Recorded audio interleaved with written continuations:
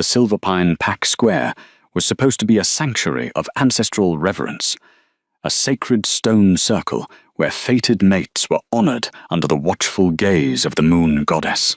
Instead, it became the exact moment Elira Sterling's entire world shattered. The morning air was a bitter, biting thing.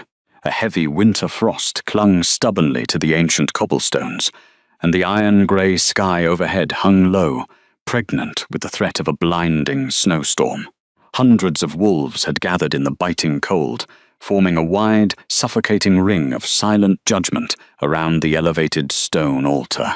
The ambient chill easily seeped through the thin, threadbare fabric of Elira's plain linen dress, causing her skin to pebble with goosebumps. Yet the absolute deepest, most agonizing cold did not come from the winter wind. It radiated violently from the center of her chest, right behind her ribs, where her fated mate bond throbbed and festered like a toxic, infected wound. She stood near the base of the altar, keeping her head bowed. She did not do this out of submission or fear. She lowered her gaze to hide the faint, glowing silver stardust that occasionally flickered in the cavernous depths of her irises. Her dormant lunar magic was a sacred secret, a quiet, stubborn resilience that kept her standing upright when anyone else would have long since crumbled into the frozen earth. It was a heavy, exhausting burden, carrying the ancient bloodline of the moon while being treated as a defective outcast, but it was the only thing she truly owned. A few yards away stood Derek Vance. The alpha of the Silverpine Pack was a man built of broad, heavily muscled shoulders and a terrifying, volatile temper. He wore his inherited authority like a blunt bludgeon, his handsome features currently twisted in a cruel, dismissive snarl that he seemed to reserve exclusively for his legal mate, and clinging desperately to his massive leather-clad arm was Maria Voss. The mistress was a masterpiece of calculated, malicious deception. Maria wore an exquisite gown of rich, billowing crimson silk, a stark, insulting contrast to the faded, servant-like garments the true Luna had been relegated to wearing. Maria's face was a flawless mask of sweet-faced innocence, her wide, doe-like eyes shimmering with expertly summoned tears. She continuously scanned the surrounding crowd, ensuring every elder and warrior drank in the tragic spectacle of her manufactured suffering. The sickly sweet, overpowering scent of gardenia and crushed petals clung heavily to the woman, a cloying perfume desperately attempting to mask the underlying stench of rot and manipulation. "She threatened me, Alpha," Maria whimpered, burying her delicate face against the broad expanse of his chest. Her voice was a trembling, pathetic whisper, perfectly calibrated to carry across the breathless silence of the stone square. "She cornered me in the eastern halls. She said that if I did not pack my things and flee the territory by nightfall, she would use her ancestral right as Luna to have me permanently exiled to the wildlands. She told me I was nothing but a stray. Elira did not complain. She did not beg. She knew the mechanics of this toxic court all too well. Any word she uttered in her own defense, any truth she dared to speak, would be instantly twisted into poison by the woman sobbing into the Alpha's jacket. Her body ached from the bone-deep exhaustion of a severed connection, the creeping numbness of a bond that had been starved for affection. So, the quiet heroine remained perfectly, agonizingly silent, letting the frigid wind whip her dark hair across her pale face, refusing to give them the satisfaction of her tears. Derek's massive chest heaved with self-righteous, blinded fury. The ethereal tether connecting him to Elira pulsed with a sickening, burning heat, a physical, somatic manifestation of his misplaced rage transmitting directly into her nervous system. It felt exactly like a rusty iron chain dragging roughshod through her veins, making her physically nauseous. "Look at me when my mate is speaking to you," the man growled, his voice a low, threatening rumble that vibrated the frost-covered stones. He deliberately, viciously weaponized the sacred word, aiming the title entirely at Maria, completely ignoring the faded crescent-claiming mark that had been burned into Elira's collarbone 3 years ago. The public humiliation was a heavy, suffocating blanket pressing down on her lungs. The elite pack elders watched from the front rows with cold, clinical, calculating eyes, having long ago sold their loyalty to the mistress's wealthy family. They stood wrapped in expensive furs, their expressions devoid of empathy, entirely complicit in the destruction of the woman standing before them. The Omega servants averted their gazes, staring intensely at the frozen mud, terrified of catching their leader's wrath if they dared to show an ounce of compassion. Slowly, deliberately, Elira lifted her chin. Her posture was straight, elegant, and profoundly unbroken. She was beautiful in the way a freshly sharpened blade was beautiful, cold, lethal, and waiting for the strike. "She is not your mate, Derek," she stated quietly. Her voice was an eerie, steady calm, entirely devoid of the hysterical, broken tears the man so desperately wanted to wring from her. "She is merely a parasite you have chosen to entertain. A sickness you have invited into your own house." The silence that rushed into the square following her declaration was absolute. The wind itself seemed to stop howling. Maria let out a sharp, dramatic gasp, shrinking back and clutching the fabric of his shirt, as if the quiet, truthful words had physically struck her in the chest. That quiet, unyielding defiance was the fatal spark in a powder barrel. The abusive leader's fragile ego shattered completely. His control snapped in an instant. Derek crossed the short distance between them in a sudden, terrifying blur of aggressive, predatory speed. Elira did not flinch. She braced her feet against the freezing cobblestones, expecting a brutal verbal reprimand, fully prepared for him to order the guards to drag her down into the damp underground dungeons. She had survived his cruelty for months, carefully guarding her dormant power. She could survive a prison cell. Instead, the Alpha raised his heavy, calloused hand. The physical slap echoed through the frozen, breathless square like the deafening crack of a whip. The immense kinetic force of the blow snapped Elira's head violently to the side. The sharp, blinding sting of impact blossomed instantly across her left cheekbone, accompanied by the cold, brutal scrape of the heavy silver rings he wore on his fingers tearing into her delicate skin. She stumbled backward, her equilibrium shattering in an instant. Her knees hit the freezing cobblestones with a dull, painful thud, the sharp ice biting deeply into her bare palms as she caught herself. A warm, metallic taste of copper flooded her mouth, but the agonizing physical pain radiating across her bruised face was absolutely nothing compared to the catastrophic, apocalyptic rupture that simultaneously occurred deep inside her chest. It was a somatic shockwave of unimaginable proportions. The fated mate bond was a sacred, ancient, cosmic tether woven by the moon goddess herself to bind two souls for eternity. But it had already been stretched to its absolute, frayed limit by months of neglect, public infidelity, and emotional cruelty. Direct, unprovoked physical violence from an alpha against his true, unresisting mate was the ultimate, unforgivable violation of the ancestral laws. The magic simply could not, and would not, sustain the corruption for another second. Deep inside the core of her being, the tether did not just fray. It violently, audibly shattered. It felt exactly like a massive, ancient glacier cracking straight down the center, an invisible fault line finally giving way under immense crushing pressure. The sheer force of the separation caused the surrounding air to warp and crackle with raw, displaced magic.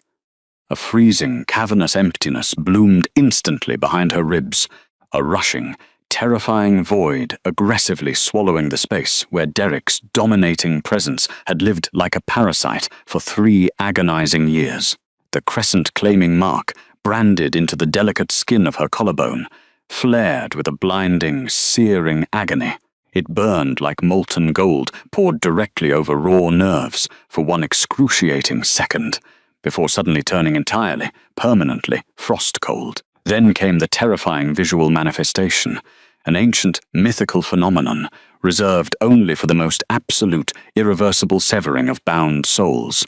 A dense cloud of fine, obsidian-black dust burst violently from the skin of her collarbone, drifting upward like toxic ash from a dead, ruined fire.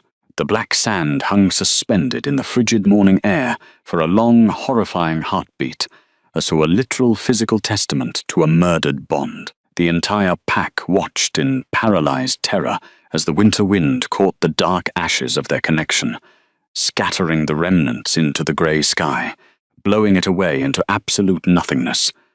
The connection was completely, irrevocably dead. The hollow mark doesn't just contain her power, it creates a void, an absence where her magic should be. But now, with the toxic, suffocating iron weight of the bond completely severed, the terrible void was suddenly clean. A faint, glowing warmth, the undeniable, awakening spark of her dormant lunar stardust, stirred gently in the deepest, most hidden corner of her soul. Stretching its cosmic wings for the first time in years, she was completely free. Elira remained kneeling on the freezing stones, her breathing shallow but steady. She did not cry.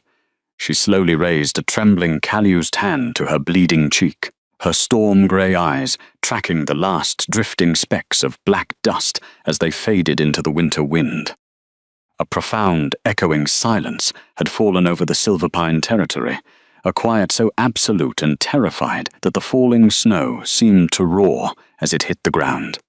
Derek was completely frozen in place, his massive arms still raised in the air from the follow-through of his brutal strike. The immediate, devastating backlash of a severed soul bond hit the Alpha with the force of a falling mountain.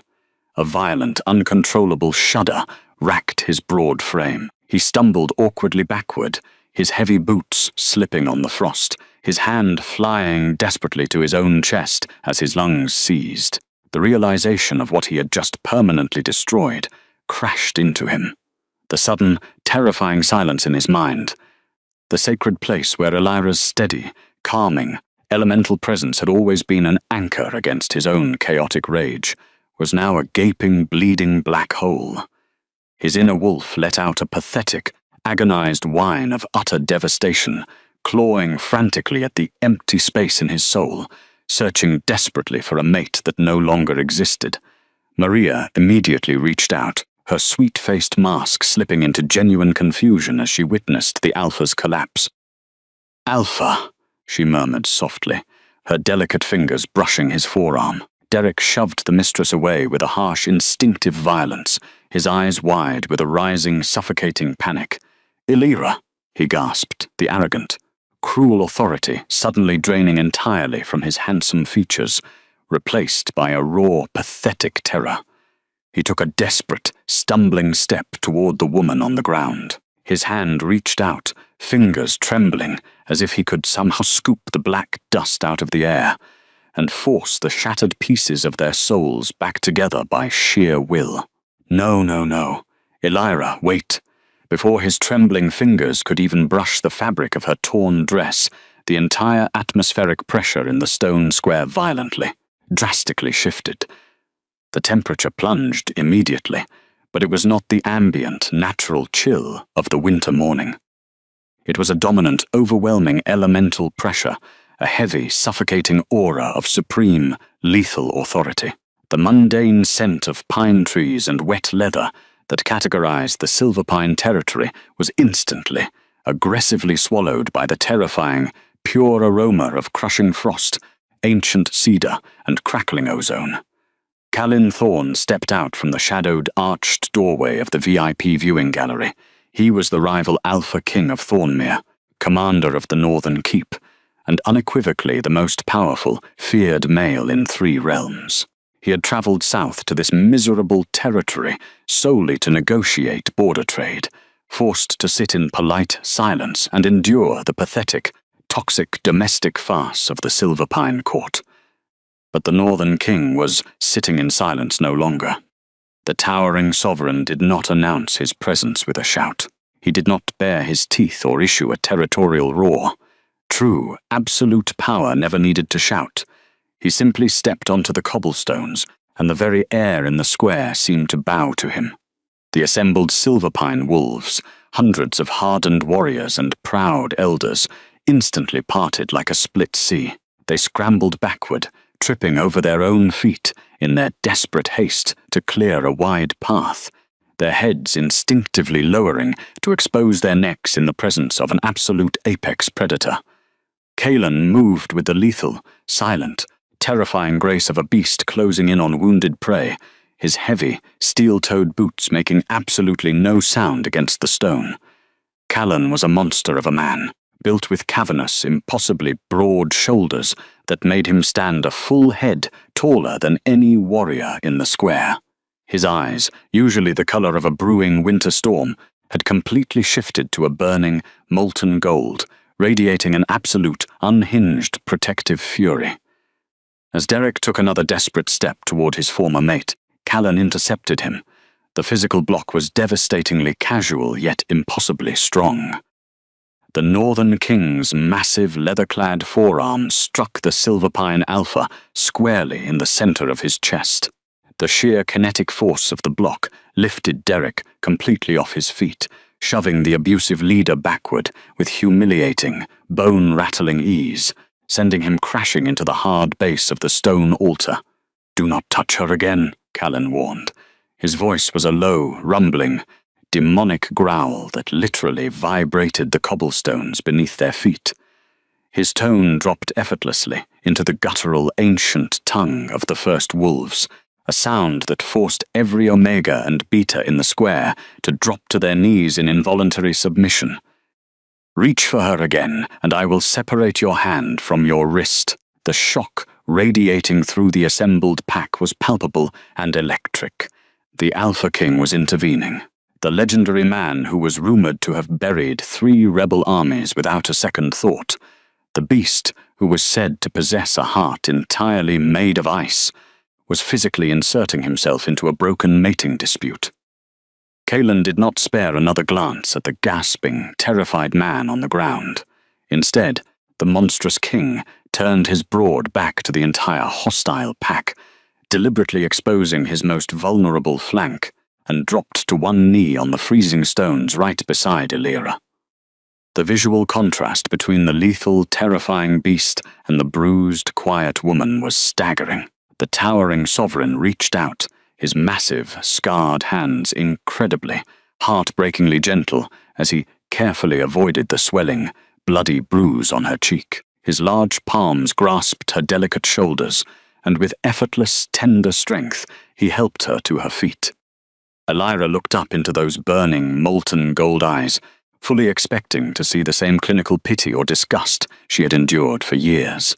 Instead, she saw a raging hurricane chained inside a glass jar, a violent, world-ending protectiveness that was entirely, exclusively focused on keeping her safe. Kaelan stood to his full, towering height, shielding her smaller frame completely from the hostile stares of the crowd. He turned his terrifying, golden gaze back to the Silverpine pack. "This pack has cast its judgment." The king's voice boomed, echoing violently off the stone walls, ringing with absolute, unquestionable sovereignty. "And I have cast mine. The sacred bond is permanently broken by your own hand, Vance. She owes you absolutely nothing. She is no longer your Luna, she is no longer your servant, and she is no longer your prisoner." Without breaking his lethal eye contact with the trembling Alpha on the ground, Kaelan reached up and unfastened the heavy silver clasp at his own throat. With a smooth, sweeping motion, he shrugged off the legendary Thornmere velvet cloak. The garment was a masterpiece of royal defense and undeniable wealth. It was crafted of heavy, emerald green velvet, meticulously lined with the impossibly rare, insulating fur of the northern frostwolf. It carried the deep, comforting scent of roaring hearth fires, ancient protective magic, and absolute, impenetrable sanctuary. With profound reverence, Callan draped the massive cloak over Illyra's trembling shoulders. He pulled the heavy, warm fabric tight around her small frame, wrapping her completely in his own scent, building a physical fortress to block the biting wind and the toxic stares of her abusers. The immediate influx of warmth from the cloak felt like a physical embrace, instantly soothing the harsh, biting chill of the winter frost that had seeped into her bones. "By the ancient laws of our celestial creator," Callan declared, his voice slicing through the winter air like a heavy broadsword, "Elira Sterling is now under the eternal, absolute protection of the Northern Crown. Any man who steps into her path, any wolf who dares to speak her name with disrespect, steps into a permanent, bloody war with Thornmere." Derek, still clutching his hollow, aching chest where the bond used to live, stared up in absolute, helpless despair. He tried to speak, to demand his property back, to apologize for the strike, but the sheer, crushing, elemental weight of Callan's aura forced the pathetic words back down his throat. Maria had shrunk back into the deepest shadows of the crowd, her sweet-faced manipulation entirely useless against a ruler who saw straight through to her rotting core. Without asking for permission, Callan scooped Elira up into his massive arms, lifting her effortlessly against his broad, armor-clad chest. He treated her not as a broken, discarded Omega, but as something infinitely precious, something made of spun glass and starlight that he was absolutely terrified of dropping. Elira expected to feel fear at being carried away by a reputed monster, but instead, the exact moment she rested her bruised cheek against the solid, immovable wall of his chest, a profound, shocking warmth bloomed through her battered body. She listened to the steady, calm thrum of his powerful heartbeat, realizing with a sudden, sharp clarity that she had finally survived the worst of the storm. She looked over Callan's broad shoulder one last time, watching the terrified, crumbling pack and the broken, kneeling man who had thrown her away. A profound, healing sense of poetic justice settled deeply into her soul. "Thank you for letting me go," she thought, pulling the soft emerald velvet tighter around herself. Because being let go had allowed her to be found by a better man, a better kingdom, a better life, and she would never, ever look back. Callan Thorne did not look back. The towering sovereign carried Elira through the parted sea of terrified silverpine wolves, his long, predatory strides eating up the distance to the border camp with effortless grace. The heavy emerald velvet of the Thornmere cloak remained wrapped tightly around her trembling shoulders, acting as a physical barrier against the biting winter wind and the hostile stares of her former abusers. She kept her bruised face pressed against the solid, immovable wall of his chest. The dense, unyielding muscle beneath his leather armor offered a terrifying kind of security, a stark contrast to the volatile, dangerous instability she had endured for years. With every step he took away from the cursed stone altar, the cavernous, echoing void inside her ribs, the fresh, traumatic amputation of her fated mate bond, throbbed with a hollow, phantom ache. Yet the paralyzing terror of her sudden freedom was continuously pushed back by the dominant, overwhelming aroma of crushing frost, ancient cedar, and crackling ozone that radiated from the man holding her. At the edge of the territory, a massive, formidable carriage awaited them. It was a masterpiece of royal engineering, constructed of dark, polished ironwood and reinforced with gleaming silver plating, drawn by 4 immense northern frost wolves whose breath plumed in the freezing air. The elite Thornmere guards stationed around the transport immediately snapped to attention, their fists crossing over their hearts in silent, absolute reverence. They did not gawk at the bruised, ragged woman in their king's arms. They simply opened the heavy ironwood door, their eyes respectfully lowered to the snow-covered ground. Callan did not hand her off to a subordinate. He ducked his massive frame into the luxurious interior and gently, meticulously deposited her onto the plush, oversized bench, treating her as though a single rough movement might shatter her bones into dust. The interior of the carriage was an absolute, insulated sanctuary. The floor was lined with magically heated hearthstones that radiated a steady, comforting warmth, instantly banishing the bitter chill of the silverpine mud from her bare feet. Thick, sound-dampening velvet curtains were drawn over the reinforced glass windows, sealing them away from the hostile world outside. Callan reached for a pile of heavy, obsidian furs folded on the opposite bench. He carefully draped the incredibly soft, dense pelts over her lap, tucking the edges around her freezing legs to trap the heat. Elira sat perfectly still, her breath catching in her throat. She did not know how to be a guest. She only knew how to be a burden. She expected him to issue a command, to demand an explanation, or to claim his newly acquired property just as aggressively as her former alpha had always done. Instead, the Alpha King took a seat on the opposite bench, deliberately putting a safe, respectful physical distance between them. His massive frame seemed too large for the enclosed space, yet he sat with a rigid, tightly controlled stillness, purposefully shrinking his overwhelming presence so as not to crowd her panicked instincts. Callan reached into a leather compartment and retrieved a magically heated silver flask.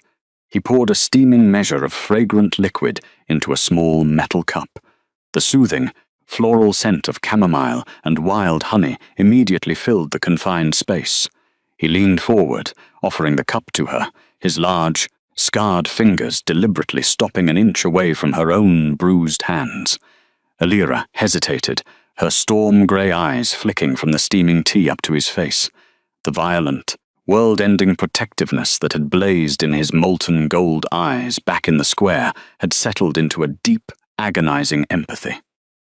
Her hands shook violently as she reached out, her caul-used, scraped fingers wrapping around the warm silver metal. The heat seeped into her freezing palms, a small, quiet comfort that suddenly brought a painful lump to her throat. She stared down at her reflection in the dark tea, the swelling, violent purple bruise on her left cheekbone, a stark reminder of the nightmare she had just survived. "Why did you intervene?" she whispered, her voice a raspy, fragile thread that barely carried over the low rumble of the carriage wheels beginning to turn. She did not look up, her gaze fixed on the steam curling from the cup. "You are a foreign king on hostile soil. You risked a border war to catch a discarded Omega. It defies all pack logic." Callan let out a slow, heavy breath. He rested his forearms on his knees, leaning closer, though he still maintained the strict physical boundary between them. His golden eyes locked onto her battered face, tracking the exact shape of her suffering with a profound, quiet devastation. "Because when I saw you lying there, broken and abandoned, something in me roared that I had to save you, even if saving you destroys me," the Northern Sovereign murmured, his voice a low, rumbling vibration that resonated deep within the hollow void of her chest. "Pack logic dictates that power is taken by force, Elira, but true sovereignty requires recognizing what is genuinely precious.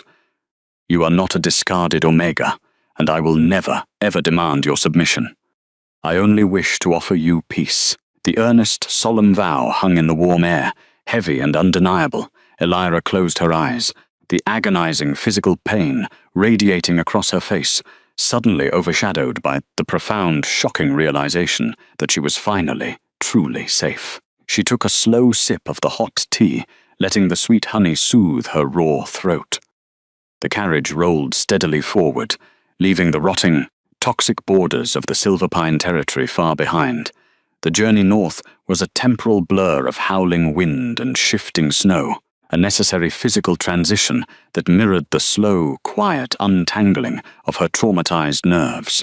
The phantom ache of the shattered bond continued to throb beneath her collarbone, but without Derek's constant, iron-fisted rage feeding the wound, the terrible pain slowly began to dull into a numb, manageable exhaustion. Hours bled into a deep, dreamless twilight.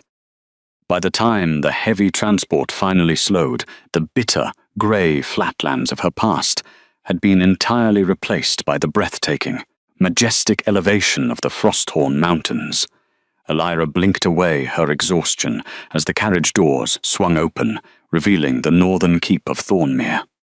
The colossal fortress was a marvel of ancient architecture, carved directly into the living black granite of the mountain face.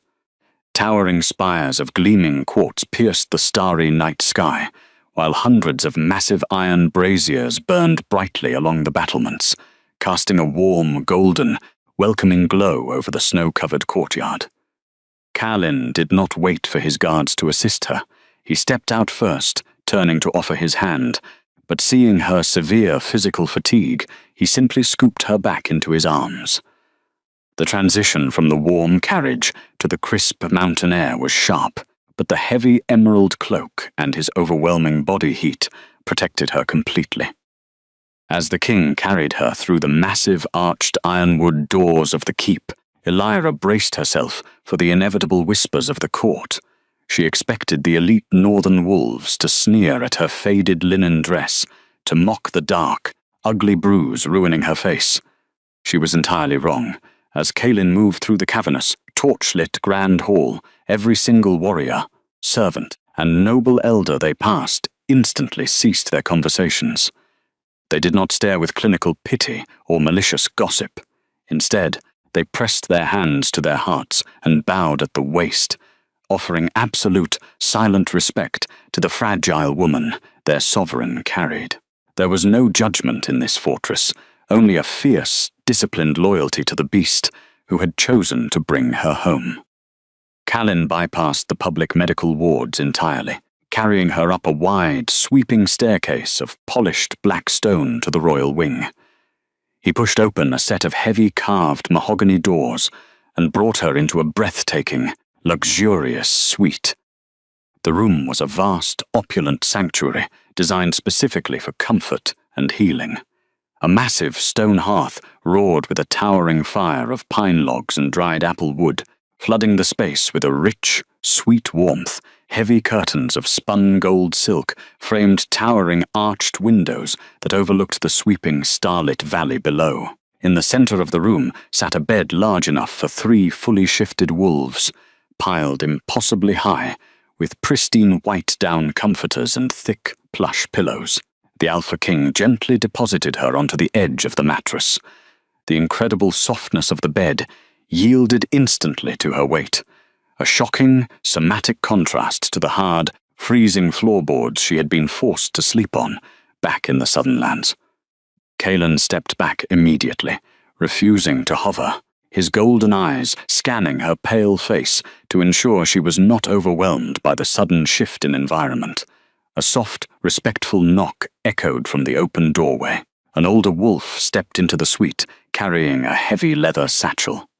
Gideon Mercer, the royal healer of Thornmere, possessed an aura of calm, analytical wisdom. His greying hair was tied back neatly, and he smelled deeply of dried sage, crushed mint, and ancient parchment. He bowed deeply to the king before turning his kind, observant eyes toward the woman on the bed. "Your Majesty," the healer murmured, his voice smooth and gentle. "I brought the restorative salves you requested. The perimeter guards have already been doubled, and the kitchens are preparing a nutrient-dense broth for our guest." Kalin nodded sharply, his jaw tight with lingering, protective tension. "Tend to her, Gideon. Be extremely gentle. Her mate bond was severed by blunt force trauma. The somatic shock to her system is severe." The physician approached the bed slowly, telegraphing his movements so as not to trigger her defensive instincts. Elira sat perfectly still, her hands gripping the edge of the down comforter as the older wolf opened his satchel. He retrieved a small crystal jar filled with a shimmering, pale blue salve. With meticulous, feather-light precision, Gideon applied the cooling ointment to the angry, swollen bruise on her cheekbone. The relief was instantaneous, a soothing, icy numbness that instantly killed the sharp, throbbing agony of the physical strike. Then, the healer's gaze dropped to her collarbone. The fabric of her ruined dress hung loosely, fully exposing the site where her fated connection had violently self-destructed. The crescent-claiming mark, once an angry, infected red brand that pulsed with toxic rage, was now a hollow, blackened scar. The skin around it looked like dead, burned ash, completely devoid of life or magical resonance. Gideon's brow furrowed in deep concentration. He reached out, his fingertips hovering a fraction of an inch above the ruined flesh, sensing the energetic current of her soul. A sharp intake of breath hissed through the physician's teeth. He pulled his hand back, his eyes widening in absolute, genuine shock, as he looked from the ruined scar up to Elira's storm-grey eyes. "I have read of this in the oldest, most restricted archives of the lunar deity," the healer whispered, his voice trembling with a mixture of professional awe and profound reverence. He turned slightly to address the towering sovereign, standing silently by the hearth. "The hollow mark doesn't just contain your power, it creates a void, an absence where your magic should be. But this void, it is no longer empty, my king. The toxic iron tether that her former alpha forced upon her was doing far more than just draining her physical vitality. It was acting as a brutal, magical suppression collar, starving an ancient, supreme bloodline." Elira's breath hitched. For 3 agonizing years, she had meticulously hidden the tiny, flickering sparks of her cosmic inheritance, terrified that the abusive pack would exploit her or kill her for being an anomaly. She instinctively raised her hand to cover her collarbone, a desperate attempt to shove the truth back into the dark, but the brutal severing of the bond had shattered the dam completely. She could no longer contain the ocean of magic rising within her exhausted frame. As the healer carefully wiped away a flake of the dead, blackened skin from the edge of the scar, a blinding, undeniable manifestation of power finally broke through the surface. It did not burn with the violent, aggressive heat of standard pack dominance. Instead, a pure, glowing silver light began to pulse beautifully from beneath her parched veins. The dormant lunar stardust, a legendary cosmic magic that had not been seen in the mortal realm for a millennia, began to weave itself through her damaged nervous system. The glowing silver threads illuminated her pale skin from the inside out, moving like liquid moonlight, actively repairing the microscopic fractures left behind by the shattered bond. The somatic sensation was overwhelmingly beautiful.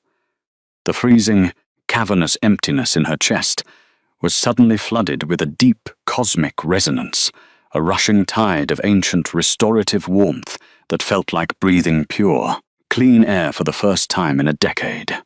The heavy, exhausting burden of her secret was finally lifted. Callan stepped forward, the firelight catching the sharp, regal angles of his face. The Northern Sovereign did not look at the glowing, divine magic with greed, fear, or a desire to control it, as her former tormentors would have done. He dropped to one knee beside the bed, placing himself intentionally lower than her, his molten gold eyes shining with absolute, tearful devotion. He reached out, his massive hands trembling slightly, as he gently cradled her glowing, silver-lit fingers, pressing his forehead against her knuckles in a silent vow of eternal fealty. Elira leaned back into the plush, luxurious pillows, the soft emerald velvet of his cloak still wrapped securely around her shoulders. She looked down at the fearsome, monstrous man, kneeling at her feet, feeling the unstoppable, brilliant light of her ancestors finally surging through her blood. The terrified, invisible servant of the southern lands was completely, permanently gone. In the quiet, absolute safety of his mountain citadel, a sovereign was waking up. The soil of the Silverpine Pack territory did not simply freeze under the heavy winter canopy. It actively, aggressively began to rot. For generations, the elite pack elders had smugly credited their bountiful harvests, their crystal-clear springs, and their unnaturally mild winters to the supreme genetic strength of the alpha bloodline. They were profoundly, fatally mistaken. The undeniable truth, now laid bare across the dying, suffocating landscape, was that the quiet, invisible woman they had mocked and starved for 3 years had been the only thing keeping the territory alive. Elira Sterling's dormant lunar stardust had never just been a hidden secret. It had functioned as a massive, subterranean root system of pure cosmic energy, silently filtering the blight and sickness from their ancestral lands. The exact moment the sacred tether had been violently severed, that divine elemental anchor had been ripped entirely from the earth. The ancient pine trees surrounding the pack house, once vibrant and smelling of rich, spicy sap, turned brittle and ghostly grey within a matter of days. Their needles rained down like dead ashes, covering the cobblestones of the ceremonial square in a thick, stifling carpet of decay. The natural springs that fed the lower village completely froze over, but the ice was not clean or pure. It was a sickly, opaque black, poisoned by the absolute absence of the Divine Mother's grace. The winter wind no longer howled with the untamed spirit of the wildlands. It moaned through the barren branches like a dying animal, carrying the inescapable stench of a rotting empire. Derek Vance stood rigidly at the massive frost-covered window of his private study, staring out at the apocalyptic ruin of his inheritance. The man was a hollow, fading ghost of the terrifying, imposing figure who had stood on the silver pine altar just weeks prior. His broad, muscular frame seemed to have physically caved in on itself, the heavy muscle mass deteriorating rapidly without the vital energetic exchange of a true mate. His expensive leather armor hung loosely off slumping shoulders. His arrogant features were now gaunt and stretched agonizingly tight over his cheekbones. His eyes sunken into deep, bruised, purple shadows. He was freezing. Despite the massive stone hearth roaring violently directly behind him, consuming thick logs of pine and oak by the dozen, a bone-deep, necrotic chill radiated continuously from the absolute center of his chest. The physical space where the fated connection had lived was a gaping, festering wound in his soul. It was a cavernous black void that bled his vitality out onto the floor with every beat of his heart. His inner wolf, once a dominant beast, now paced frantically in the darkest corners of his mind. The creature let out pathetic, agonizing whines of sheer starvation, clawing endlessly at the empty void, searching desperately for the steady, calming presence it had taken for granted. The heavy oak door of the study creaked open, breaking the agonizing silence. Maria Voss slipped into the room, her footsteps light and carefully measured. The mistress wore the same exquisite, billowing crimson silk gown she had paraded around the square on the morning of the betrayal, yet the vibrant color now looked utterly absurd, an insulting mockery against the backdrop of a pack house turning to dust. She carried a polished silver tray, holding a heavy goblet of magically heated wine, her face automatically arranging itself into its usual, highly practiced mask of sweet-faced innocence and delicate concern. But the olfactory reality of her presence had drastically, sickeningly changed.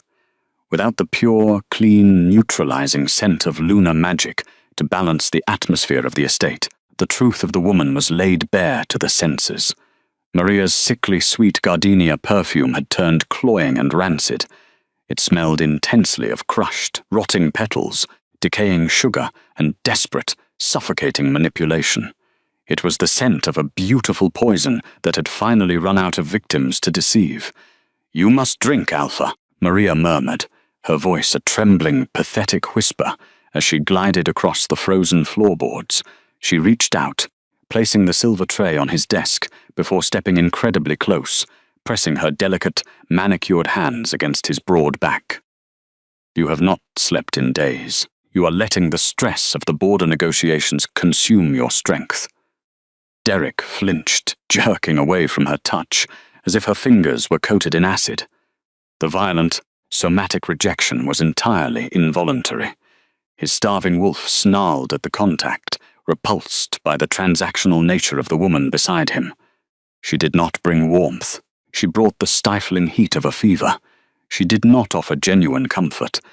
She offered the hollow, calculated affection of a parasite, clinging to a dying host. "Do not touch me," the Alpha growled, his voice a ragged rasp. He did not look at her, his sunken, hollow eyes remaining fixed on the dead, black ice covering the village below. The sweet-faced mask slipped, a flash of genuine, ugly panic tightening the corners of her mouth. Her status, her wealth, and her absolute protection were entirely reliant on this man's authority. And she could feel the foundation of her manufactured empire crumbling beneath her silk slippers. "Derek, please, you cannot let the memory of that defective, useless Omega ruin what we have built." She abandoned her pack. She proved her disloyalty by running to the Northern King the second she had the chance. A sudden, sharp spasm of cold seized Derek's chest, a brutal physical contraction, perfectly mirroring the catastrophic drop in the territory's atmospheric pressure. Before the broken man could formulate a response, the heavy doors of the study were shoved violently open, slamming against the stone walls with a deafening crash. A delegation of 4 elite pack elders marched into the room, their expressions dark, furious, and entirely stripped of the polite deference they usually afforded their leader. Leading the group was a grizzled, heavily scarred elder who had served the previous generation. The old wolf did not bow. He did not cross his arms over his chest in reverence. He simply stared at the rotting, freezing figure by the window with absolute, clinical disgust. "The southern hunting parties have returned, Alpha," the lead elder stated flatly, his voice echoing in the cavernous freezing room. 3 days in the deep woods, they brought back nothing but frozen soil and diseased carrion. The rivers are dead. The perimeter wards have entirely collapsed. The winter is breaking through the barriers, and the pups in the lower village are beginning to freeze in their beds. Derek slowly turned away from the window, his chest heaving with the agonizing effort it took simply to draw breath. "The winter is unusually harsh.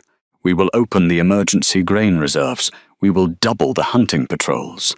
"There are no emergency reserves," the scarred elder roared, the sudden explosion of volume startling the mistress, who shrank back against the desk. The elder pointed a thick, accusatory finger directly at the hollow chest of his sovereign. "The grain turned to black ash 3 weeks ago. The very soil of Silverpine is rejecting us. Do not stand there and pretend this is a matter of weather."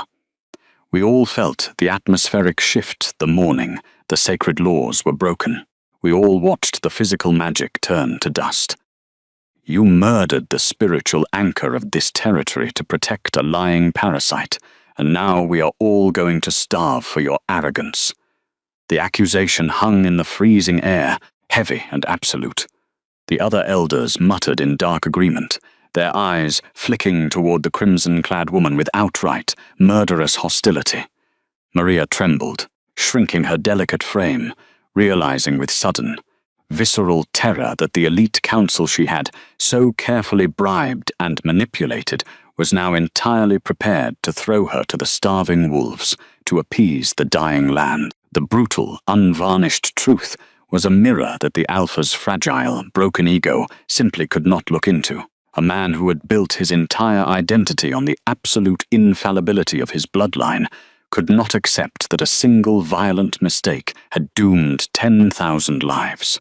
The overwhelming cognitive dissonance inside his rotting mind began to twist, warp, and mutate, morphing his paralyzing guilt into a violent, unhinged delusion. A low growl built deep in Derek's chest, born not of dominance but of pathetic desperation. His eyes, sunken and bruised, suddenly flared with a frantic, feverish light. He stepped forward, pushing past the trembling woman entirely, advancing on the elders with a terrifying, erratic energy that made the lead elder instinctively drop his hand to the hilt of his blade. "I did not doom this pack," Derek hissed, his voice rising in pitch, cracking with the strain of a man actively losing his grip on reality. "I am the sovereign of these lands." The rot did not start because of my actions. The rot started because she was stolen from me. The old elder stared at him in horrified disbelief. "Stolen? Alpha, we were all there. We watched Kalen Thorne step in after the magic had already self-destructed. He used dark magic." Derek bellowed, slamming his heavy fist down onto the polished surface of the oak desk, the wood splintering violently under the kinetic impact. "The rival king is a beast, a monster who relies on curses and blood sorcery. He wanted our lands, he wanted our resources. He traveled south under the guise of border negotiations, but his true purpose was to sabotage this pack from the inside. He used his ancient, frozen magic to shatter my sacred tether, poisoning my mate's mind and corrupting our soil in the process. It was a pathetic fabrication, a desperate lie designed entirely to shift the blame. But to starving men, a lie offering a tangible target was far more appealing than their own complicity. The elders had stood by and watched Elira Sterling be humiliated for years. If their leader's failure was absolute, then so was theirs. To admit the Alpha was broken was to admit the pack was dead, so they swallowed the toxic lie like it was the last drop of water in a burning desert.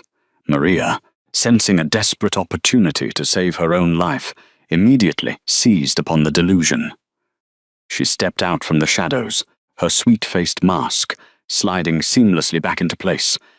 "The Alpha speaks the truth," she declared, her voice ringing with manufactured indignation. I felt the dark magic rolling off Caelan Thorne the moment he stepped into the square. He hypnotized her. He kidnapped our Luna to drain her vitality and weaponize it against us. If the Alpha does not reclaim what is legally his, the Northern Keep will use her stolen magic to wipe us off the map entirely. Derek's hollow chest heave, his feverish eyes locking onto the scarred veteran. The physical agony radiating from his severed bond was suddenly reinterpreted by his shattered mind. It was no longer the pain of a murdered soul. It was a righteous, agonizing call to arms. The phantom throbbing beneath his collarbone was not a punishment. It was a beacon, demanding he drag his property back. "Summon the War Council," the unhinged leader commanded, his voice frantic. He reached up, grasping the heavy silver clasp of his leather armor, his knuckles turning white. "Sound the iron horns. Gather every able-bodied warrior, every beater, and every tracker. We are emptying the armories." "Alpha, this is madness," the scarred elder argued, though his voice lacked absolute conviction. "Our warriors are starving. The winter storms in the northern passes are lethal. Marching an army to the northern mountains is a death sentence. The rival king commands 10,000 heavily armored troops. He buried the rebel armies of the east in a single afternoon. We cannot breach his fortress. We do not need to breach the fortress." Derek snarled, the violent delusion fully taking root in his rotting mind. His magic is tied to his isolation. Once he sees the full, unified might of the Silverpine Pack marching on his borders, his dark curses will falter. The bond is merely suppressed. Not broken, I can feel her. I can feel my mate crying out for me in the dark.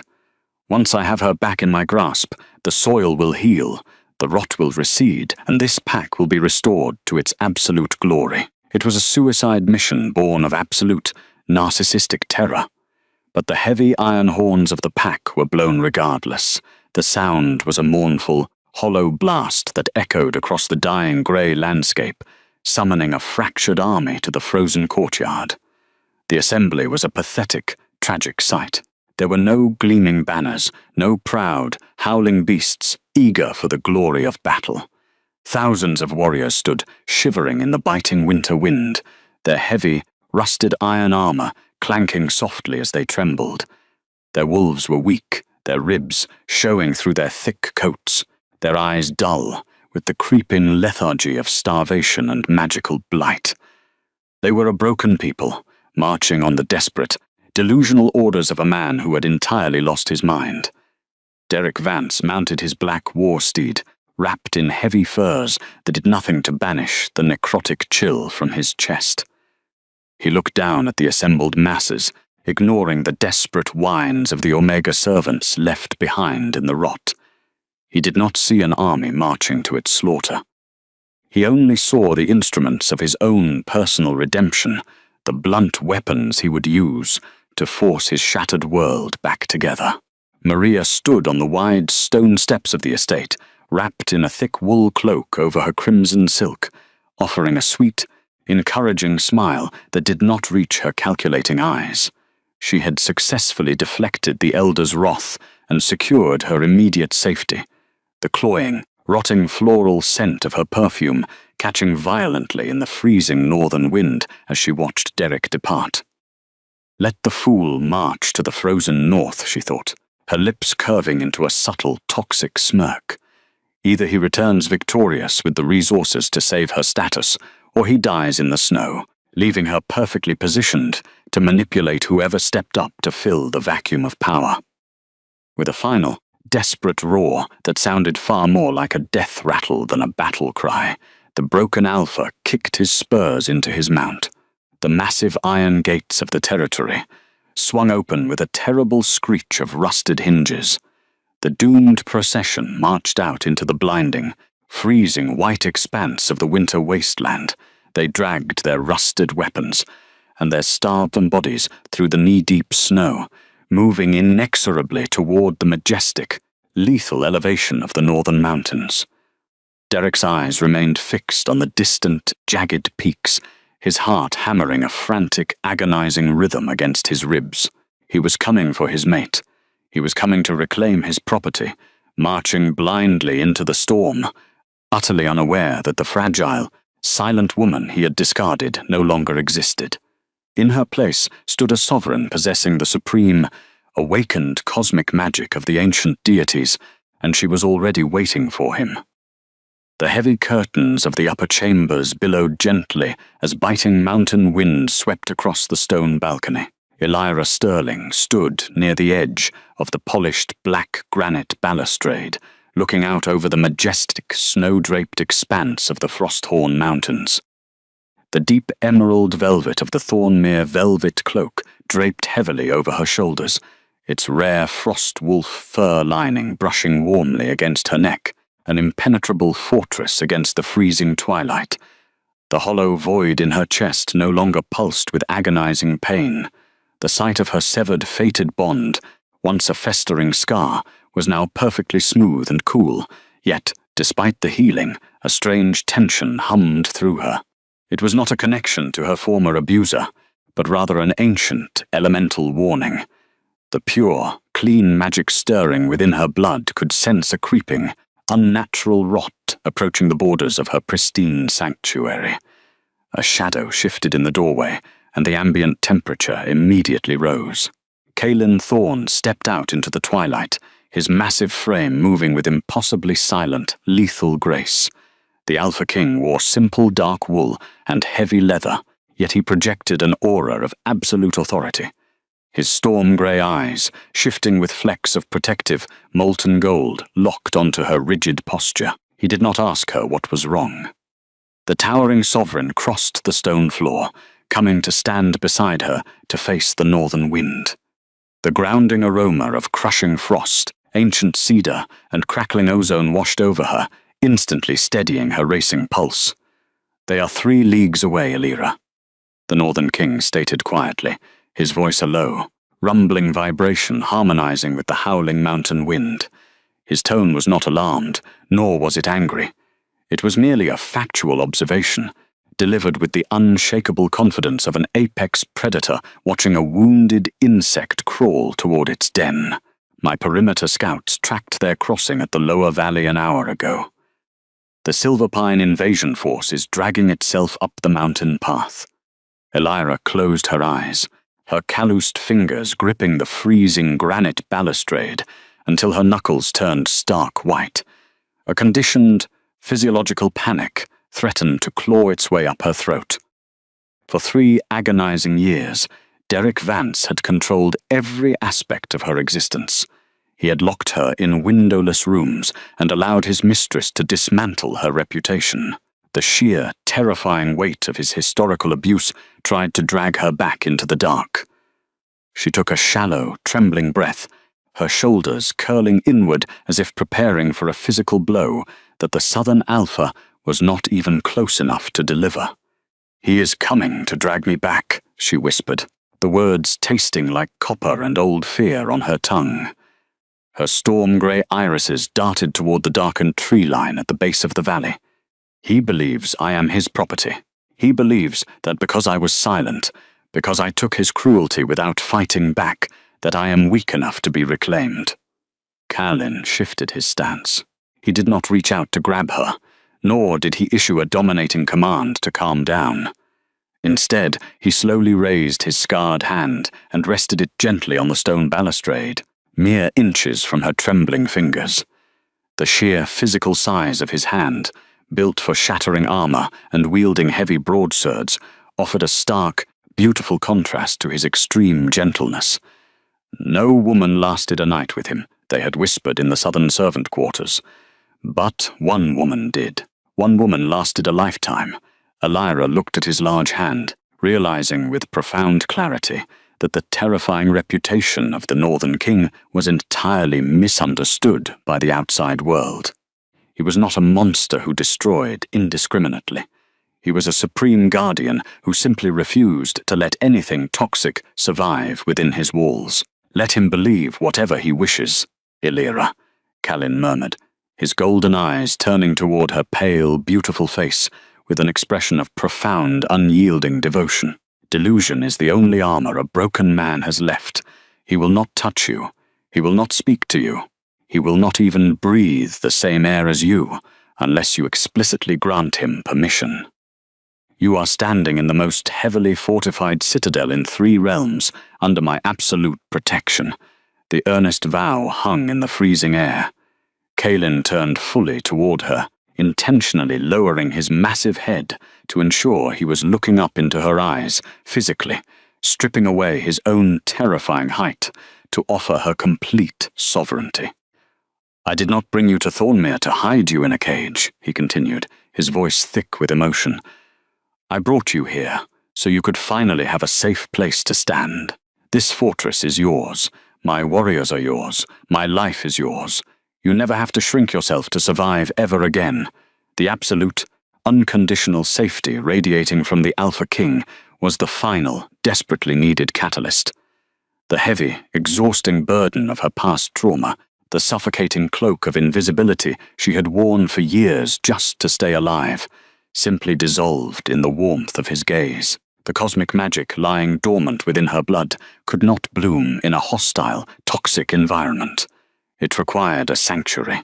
It required the genuine, respectful devotion of a true equal, and under the gentle, protective gaze of Calin Thorne, the soil of her soul was finally fertile enough to bear fruit. A sharp, breathtaking gasp escaped Elira's lips as the lunar stardust fully spectacularly awakened. It began at the center of her chest, right where the old, toxic fated bond had once festered. A rushing, glorious tide of pure, glowing silver light exploded outward, traveling rapidly through her parched veins. The physical sensation was overwhelmingly beautiful. A cascading rush of restorative warmth that felt exactly like plunging into a sun-heated spring after years of wandering through a blizzard. The microscopic fractures in her nervous system were instantly repaired by the divine cosmic energy. The lingering exhaustion of her exile vanished completely. Even the deep, somatic aches of her past abuse were aggressively incinerated, leaving only pure, radiant strength behind. The manifestation bled through her pale skin. Glowing, ethereal silver threads illuminated her collarbone, her throat, and her bruised cheek, moving like liquid moonlight beneath her flesh. The air on the expansive balcony suddenly crackled with a heavy, atmospheric pressure. It was not the suffocating, dominating weight of an alpha's command, but the vast, awe-inspiring gravity of the night's sky itself. The falling winter snowflakes surrounding them suddenly stopped their descent. They hung suspended in mid-air, caught in the gravity well of her supreme magical aura, slowly beginning to orbit her small frame like tiny, crystalline satellites. Elira opened her eyes, the cavernous depths of her irises consumed by swirling stardust. She lifted her hands, watching as glowing silver magic danced across her fingertips, humming with a frequency that vibrated the black granite fortress.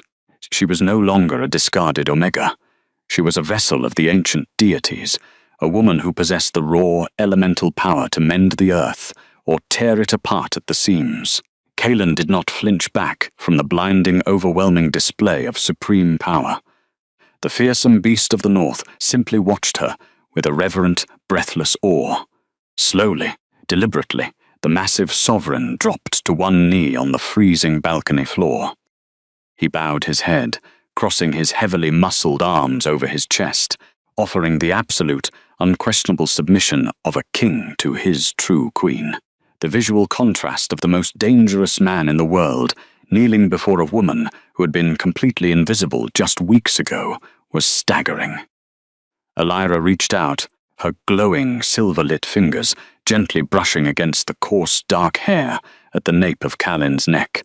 The simple, tender contact sent a violent shudder of relief through his broad frame. She looked out toward the dark valley below, the residual fear completely eradicated by the undeniable, ancient strength flooding her veins. Let the southern wolves come, she thought, the silver light in her eyes, flaring with a cold, beautiful sovereignty. They were about to discover exactly what they had thrown away. The warning did not come from the magical wards of their new sanctuary, but from the raw, ugly sound of rusted iron horns echoing up the steep, treacherous mountain pass. The heavy blast shattered the pristine silence of the morning, signaling the arrival of the Silverpine invasion force. The sound was meant to be an intimidating psychological weapon. Instead, as the noise carried over the towering granite walls of Thornmere, it sounded pathetic and desperate, like the dying gasp of a diseased animal. Elira did not hide in the luxurious depths of her upper chambers. She did not seek shelter in the reinforced underground bunkers.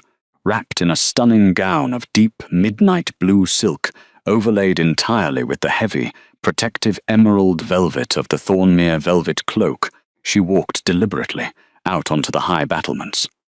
The biting morning wind whipped her dark hair across her back, but the supreme, glowing warmth of the lunar stardust pulsing in her veins rendered the freezing temperature completely obsolete. Callan walked closely beside her, perfectly matching his long, predatory strides to her slower pace. He did not step in front of her to act as a physical shield, nor did he attempt to dictate her movements. By standing exactly shoulder to shoulder with her, the Alpha King was issuing a silent, powerful declaration to his entire military force. The woman beside him was not a fragile hostage to be guarded, but a reigning sovereign to be obeyed. The high battlements of the frost-bound fortress were a masterpiece of military defense. Thousands of elite Thornmere warriors lined the massive granite walls in disciplined ranks. They were clad in heavy ironwood armor, their weapons gleaming with cold precision under the morning sun. Massive iron braziers roared with towering flames of pine and pitch, casting a fierce light over the defenders. There was no panic among the ranks. The Northern Army simply stood in terrifying, absolute silence, waiting for their king and queen to issue a command. Elira stepped up to the thick stone parapet, placing her hands on the cold granite as she looked down into the sprawling, snow-covered valley directly below the main gates. The visual contrast between the two forces was so severe it almost defied logic. The Silverpine pack had finally arrived, but they did not look like an invading army. They looked like a doomed, starving mob. Hundreds of southern warriors stood shivering in the knee-deep snow, their rusted armor offering zero protection against the brutal mountain climate. The wolves accompanying them were emaciated, ribs protruding painfully through dull coats. The undeniable stench of rot and desperate delusion drifted up from the valley floor, polluting the crisp scent of the pine forests. This was the catastrophic result of a territory stripped of its elemental anchor. At the front of the pathetic formation sat Derek Vance atop his black war steed. The man who had once terrified Elira now looked incredibly small and utterly broken. His handsome features were gaunt, his eyes sunken into necrotic shadows. He clutched the reins with frost-bitten fingers, his chest heaving with the agonizing physical toll of his permanently severed soul bond. Beside him was Maria Voss. The mistress wore her thick wool cloak tightly around her delicate frame, her sweet-faced mask cracking under the sheer terror of staring up at the impenetrable, heavily armed walls of Callan's stronghold. "Elira!" Derek's voice cracked as he screamed up at the battlements, the sound completely devoid of its usual booming dominance. The Southern Alpha desperately spurred his exhausted horse a few steps closer to the massive iron gates, his frantic, feverish eyes scanning the high walls until they locked onto the small figure wrapped in emerald velvet. A girl who has never been seen cannot be replaced because she was never there to begin with.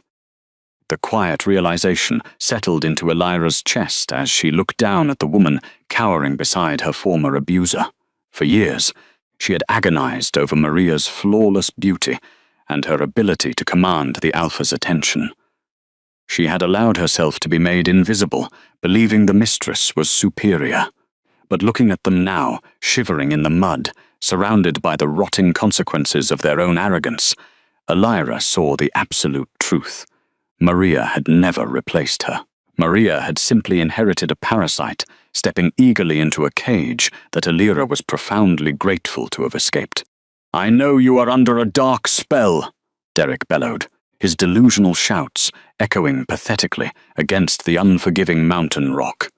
His mind, completely shattered by the loss of his pack's magic, clung desperately to the lie he had fed his elders. "Caelan Thorn has poisoned your mind. He used his curses to shatter our sacred tether and steal the vitality of our lands. Come down, Elira. Return to your Alpha, submit to the pack, and I will personally slaughter the beast who took you from me."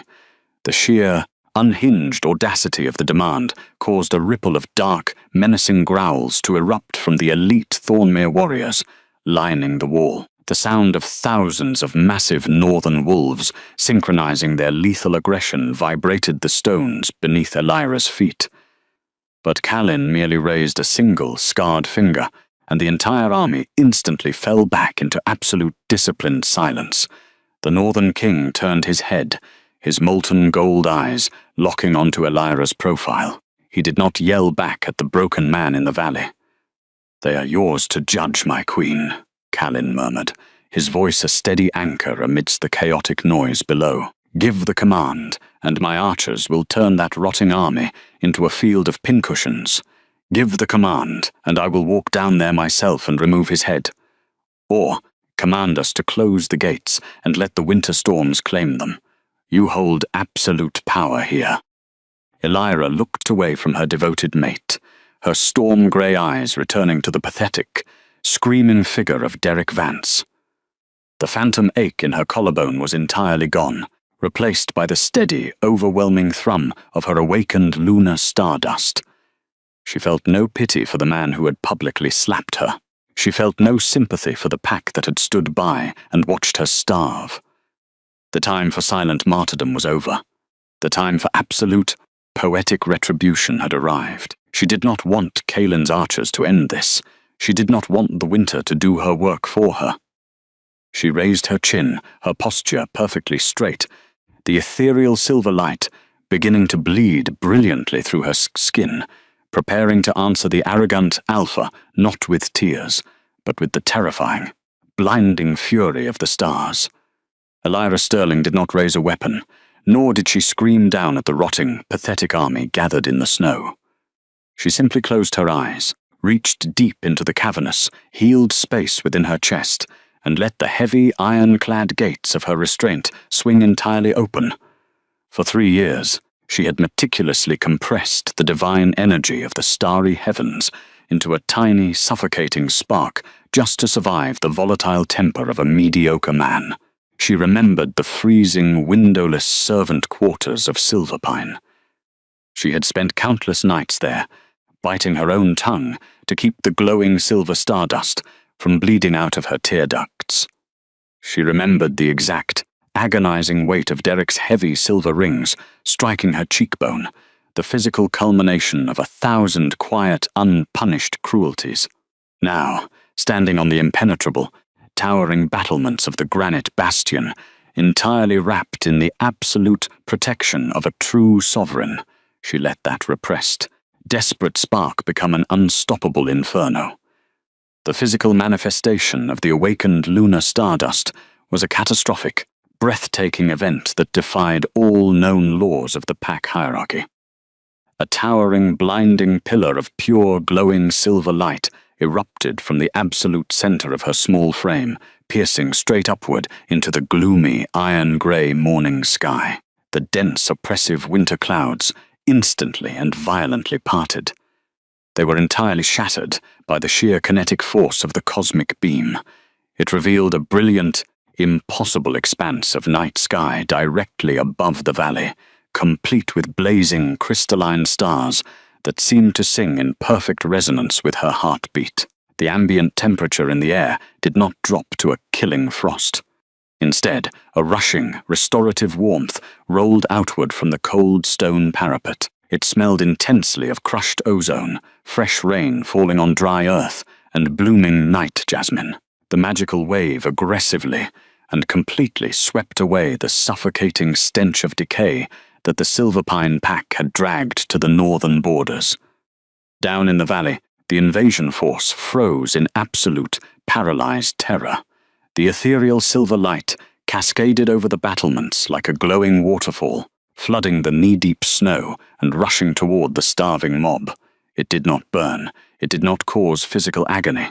Instead, it carried the immense, crushing, undeniable elemental weight of supreme sovereignty.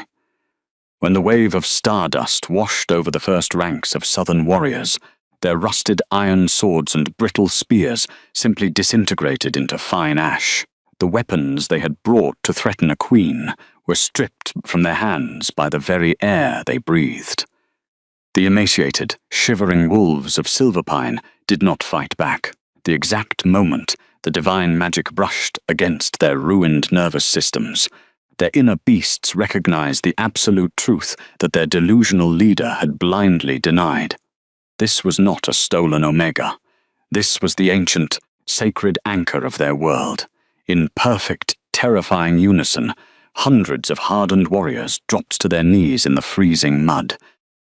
They crossed their arms over their chests and bowed their heads all the way to the snow, weeping openly as the restorative magic briefly soothed their starving bodies. They were not surrendering to Calyn Thorne. They were offering absolute, unconditional worship to the woman they had allowed to be destroyed. Derek Vance did not bow. The Southern Alpha sat rigidly atop his black war steed, his gaunt, sunken face illuminated by the blinding silver light. The violent delusion that had propelled him across 3 leagues of lethal mountain passes finally, catastrophically shattered against the immovable wall of reality. He realized with a suffocating, clawing panic that the rotting of his packlands was not an act of northern sabotage. It was the direct, undeniable consequence of his own physical violence. He had literally struck the blessing of the celestial maker across the face, and in return, the deities had stripped his empire down to the barren, freezing bedrock. He could no longer blame dark curses or northern mind control. The magic radiating from the high battlements was pure, unmistakable, and utterly divine. The realization hit the Southern Alpha with the devastating kinetic force of a falling mountain. The massive black steed beneath him, completely overwhelmed by the supreme elemental pressure, radiating from the balcony, let out a panicked, high-pitched whinny. The beast buckled to its knees, refusing to stand in defiance of a deity. The sudden movement sent the Alpha pitching violently forward over the saddle. Derek crashed hard into the freezing, slushy mud, the rusted, neglected clasps of his leather armor snapping upon impact. He scrambled frantically to his hands and knees, gasping desperately for breath. The necrotic chill in his chest throbbed with an agonizing, irreversible finality. He looked up, the mud smearing across his bruised face. He saw the woman he had publicly slapped, standing far above him, cloaked in starlight and emerald velvet. The pathetic, starving wolf inside his mind let out a long, broken whimper, curling into a tight ball within the dark void of his soul, completely surrendering to its own demise. "Elira," Derek choked out. The word was barely a ragged whisper, yet it carried up the mountain face in the eerie, breathless silence of the valley. He raised a trembling, frost-bitten hand toward the battlements, tears of absolute, agonizing regret finally spilling from his sunken eyes. "Please, I did not know. I did not see." On the high granite wall, Elira looked down at the broken, shivering man in the dirt. Her storm-grey eyes were incredibly luminous, swirling with the quiet, lethal calm of the deep cosmos. She did not feel a single ounce of satisfaction in his tears. She did not feel a vindictive urge to watch him bleed. She only felt a profound, peaceful detachment, the absolute apathy of a survivor who had finally stepped completely out of her abuser's shadow. When she spoke, she did not raise her voice. However, the awakened magic carried her words with crystal clarity, vibrating through the bones of every single person in the valley. You saw exactly what you wanted to see, Derek. You wanted a servant who would absorb your rage. You wanted a stepping stone for your own fragile ego. Maria Voss, realizing with horrific clarity that her manufactured empire of silk and lies had just been permanently annihilated, did not stay to comfort or defend her alpha.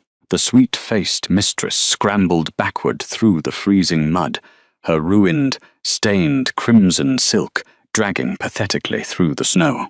She tried to hide behind the kneeling ranks of Silverpine warriors, offering tearful, frantic excuses, but the men simply shifted away from her in absolute clinical disgust. They left the parasite entirely exposed to the biting northern wind. The cowardly, immediate betrayal was the final nail in the coffin of Derek's false authority. He was completely, utterly alone, abandoned by the very woman he had sacrificed his true mate to protect. I am Elira Sterling, Queen of the Northern Territories, Vessel of the Moon, and Breaker of the Silverpine corruption. Her voice rang out, heavy with undeniable, absolute authority. The glowing stardust pulsed violently in time with her words. And you are nothing but a fading footnote in my story. You will take your surviving people, and you will march back to the rot you created. If a single Silverpine wolf ever crosses into the Thornmere Valley again, you will not find mercy. You will find the grave. Derek Vance collapsed completely, his face burying into the freezing mud as agonizing sobs racked his broken frame. The absolute, uncompromised poetic justice was delivered without a single drop of bloodshed. The most arrogant alpha in the southern lands had been reduced to a weeping, pathetic shell, crushed under the weight of his own profound failure. Caelan Thorne stepped up right beside his queen. The towering, heavily armored sovereign did not gloat. He did not draw his broadsword or issue further terrifying threats to the broken men below. He simply reached out and gently, deliberately intertwined his massive, scarred fingers with her glowing, silver-lit ones. The Northern King looked at the weeping, defeated man in the valley with absolute apathy, then turned his molten gold eyes exclusively back to the woman beside him. His silent presence was the ultimate shield, an unyielding promise that no ghost from her past would ever touch her again. Because monsters do not kneel to speak to broken Omegas, Elira realized, her heart swelling with an impossible, beautiful warmth as she squeezed his hand. Because monsters do not offer absolute sovereignty. Because monsters do not look at me the way you do. The invasion was over. The southern wolves slowly gathered their wounded and began the long, miserable death march back to their dying lands. But they did not take their alpha with them. Derek Vance was stripped of his armor, bound in heavy northern iron, and dragged deep into the impregnable dungeons of Thornmere to await his final judgment. The pristine northern keep remained entirely untouched and triumphant. The bitter, howling winter winds that had constantly threatened to bury the northern keep eventually surrendered to the vibrant, undeniable arrival of the spring thaw. Weeks passed in quiet, domestic sanctuary, and the heavy snowmelt rushed down the sheer granite cliffs in crystal-clear, roaring waterfalls. The rushing water carried the last lingering shadows of the Silverpine confrontation away into the deep, forgotten earth. In the sprawling, heavily fortified courtyard of Thornmere, the atmosphere was not one of lingering war or paranoid defense, but of profound, joyous preparation for a new dawn. The royal decree had been sent across 3 realms, stamped with the dual seals of the wolf and the moon. The corrupt, elite council of southern elders had been completely dismantled and exiled. The surviving, starved Silverpine Omegas had been granted immediate, unconditional asylum within the prosperous northern territories. The toxic, abusive dynasty was completely dead, but before the final decree of banishment was carried out, absolute, poetic justice required a witness. Down in the sprawling courtyard of Thornmere, Derek Vance was forced to his knees in the thawing mud. Heavy forged iron chains bound his wrists, biting deeply into his emaciated, shivering flesh. Surrounded by elite northern guards, the broken Alpha was positioned deliberately, so he had to look up through the wide-open, towering, stone archways of the Grand Hall. He was forced to stare directly into the cavernous, gleaming throne room, condemned to watch the exact moment the woman he had discarded was crowned alongside a better man. Inside the luxurious royal suite high above, the heavy curtains of spun gold silk were pulled wide open. The brilliant, warming morning sun flooded the immaculate room. Elira stood before a massive, freestanding mirror of polished silver, her breath catching softly in her throat as she took in her reflection. The physical transformation was absolutely staggering. The gaunt, bruised, exhausted girl who had knelt in the freezing mud of a southern altar was completely, permanently gone. The hollow, aching void in her chest had been entirely filled by the restorative, cosmic energy of her awakened lunar lineage. Her pale skin glowed with quiet, radiant health. Her dark hair cascaded down her back in thick, glossy waves, intricately woven with delicate physical strands of glowing silver stardust. She wore no makeup, no deceptive masks to hide her true face. Her raw, authentic beauty was magnified by the absolute peace in her soul. Gideon Mercer, the royal healer, stood quietly near the arched doorway. His kind, observant eyes crinkled with genuine paternal warmth. The older wolf held a small, velvet-lined wooden box in his meticulously clean hands, his posture radiating deep respect. "You have mended this fortress, simply by breathing within its walls, my queen," the physician murmured, stepping forward slowly to offer the ornate box. "The Northern King has commanded 10,000 armies, and he has conquered every enemy he ever faced. But he has never known true, quiet peace until the day he carried you through those gates. We are small things in a world of teeth, my Elira. Smallness is a gift. Use it to remind him that the world can be gentle too." Elira smiled, a genuine, beautiful expression that reached all the way to her storm-grey eyes. She opened the box. Resting on the dark velvet was a magnificent circlet, woven from forged northern iron and polished moonstone. It was not a heavy, oppressive crown meant to dominate, but a delicate, elegant ring of light designed to honor her cosmic bloodline. She reached up, her steady, calloused hands, placing the circlet upon her own brow. She did not need a priest to validate her worth. She knew exactly who she was. When the heavy carved mahogany doors of the Grand Hall finally swung open, the collective, awestruck intake of breath from the assembled northern court was audible over the crackling fires. The throne room was a breathtaking, cavernous masterpiece of gleaming black granite and towering, flawless quartz pillars. It was brilliantly illuminated by thousands of floating, magically suspended beeswax candles that cast a warm, golden glow over the stone. The air in the Grand Hall was thick with the scent of burning wax, fresh mountain pine, and the overwhelming electric anticipation of history being written. The elite guards stood in perfectly straight lines, their polished shields catching the golden candlelight. They formed an impenetrable avenue of honor for the woman who had saved their king. The heavily armored warriors, the wise elders, and the newly rescued Omegas from the south all stood shoulder to shoulder. As one unified entity, they bowed their heads in deep, absolute reverence as their sovereign began her long, deliberate walk down the central aisle. Elira wore a breathtaking gown of pure, shimmering white silk, overlaid entirely with the heavy protective emerald velvet of the Thornmere velvet cloak.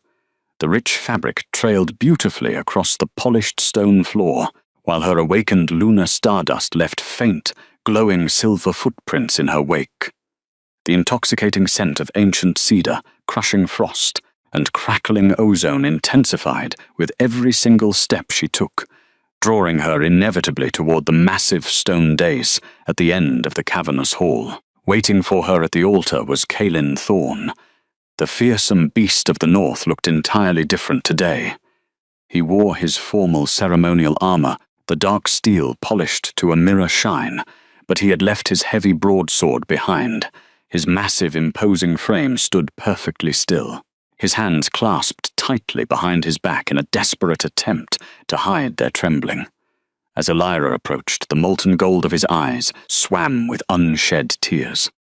He did not look like a monster who had buried 3 rebel armies. He looked like a man who had been wandering in the dark for a century, finally stepping into the blinding, beautiful light of the sun. Elira reached the base of the dais and did not wait for him to step down. She ascended the steps, closing the physical distance between them with quiet, deliberate confidence. She stopped inches from his broad chest, tilting her head back to meet his gaze. "You told me that you would never demand my submission," she whispered, her voice carrying only to his ears beneath the echoing silence of the grand hall. "You promised me peace. You promised me a safe place to stand." Kaelin's jaw tightened, an agonizingly tender expression crossing his rugged, deeply scarred features. "And I will spend the rest of my unnatural life honoring that vow," he murmured. His voice was a low, rumbling vibration that sent a cascade of soothing, liquid warmth straight into her bones. "My fortress is yours, my armies are yours, my life is yours. I am entirely at your mercy.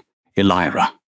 She reached out, her delicate, glowing fingers resting gently over the heavy, polished steel plating covering his chest, right above his furiously beating heart.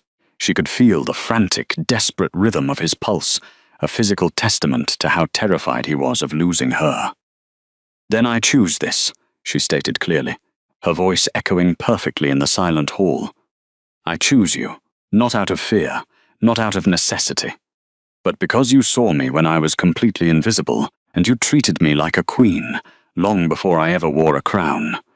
The fearsome Alpha King let out a ragged, breathless sigh, closing his eyes as a single, undeniable tear escaped his control and tracked down his scarred cheek.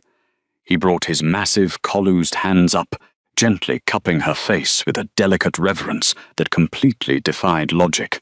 Slowly, carefully, as if she were made of spun glass and sunlight, he leaned down and pressed his lips to hers. The physical contact was an absolute, cosmic ignition.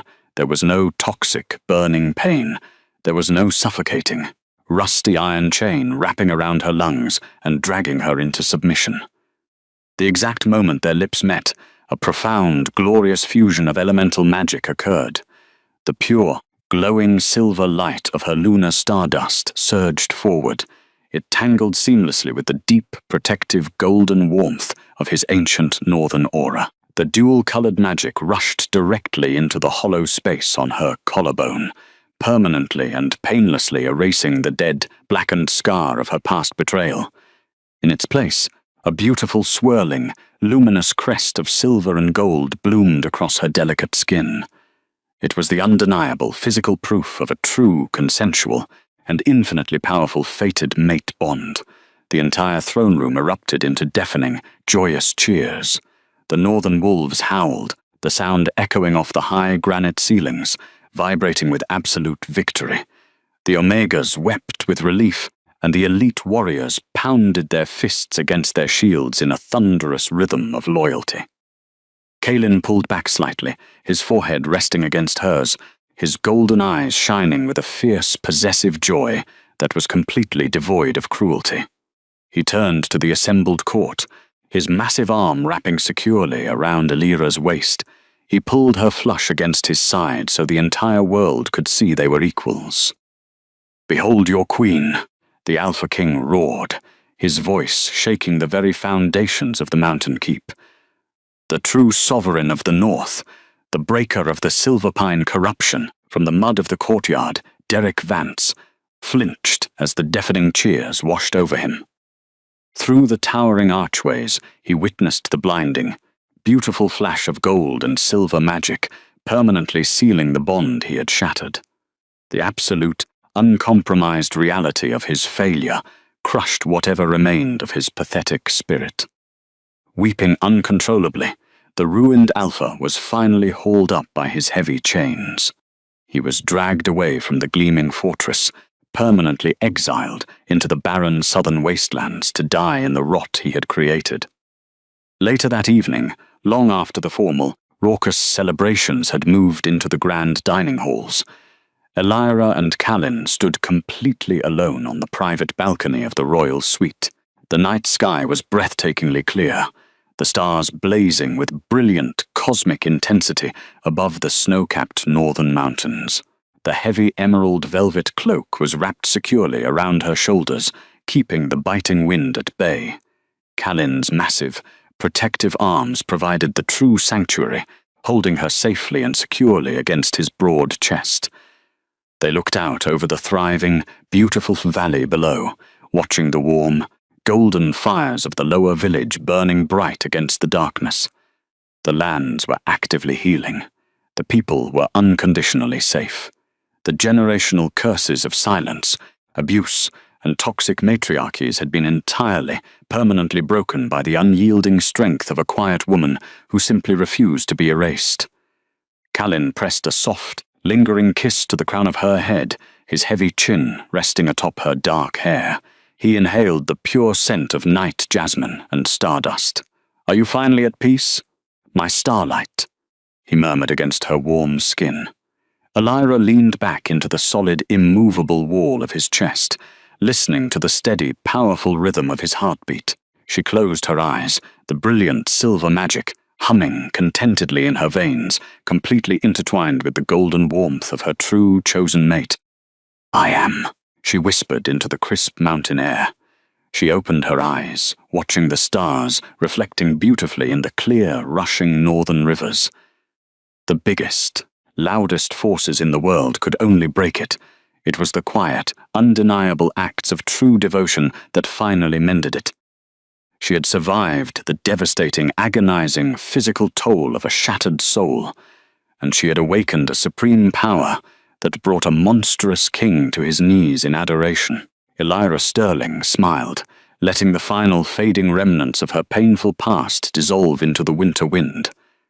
"Thank you for letting me go," she thought to the ghosts she had left behind, because being let go had allowed her to be found by a better man, a better kingdom, a better life, and she would never, ever look back.